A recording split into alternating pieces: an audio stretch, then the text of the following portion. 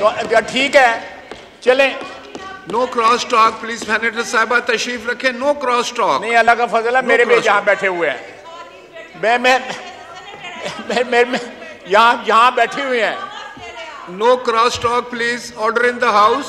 ये बाकियात माहौल ना खराब करें। सुन रहे हैं ये बाकियात रह गई हैं उस शख्स की जिसने चीफ ऑफ स्टाफ को अपना बाप कहा था। ये बाकियात है, खंडरात है उनके, जनाब स्पीकर, ये खंडरात है उनके। ये उनका कूड़ा करकट बाकी रह गया हुआ है। ये लफ्ज कूड़ा करकट जो है वो मैं एक्सपंज करता हूं। गार्बेज रह गया हुआ है उनका यहाँ पे, which has to be cleaned।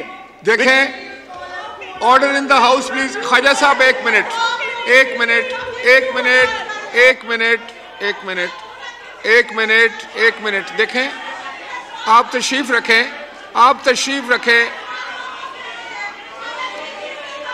आप तशरीफ रखें, आप तशरीफ रखें।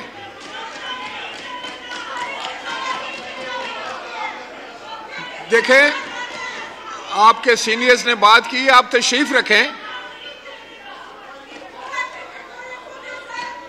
जी ख्वाजा साहब। एने चाहिए। बात सुने, आज उसको अदालतों में पेश होने की जरूरत नहीं है। अपने वर्करों को कैद करवा के खुद चूहे की तरह छुपता फिरता है और ये लोग उसको डिफेंड करते हैं।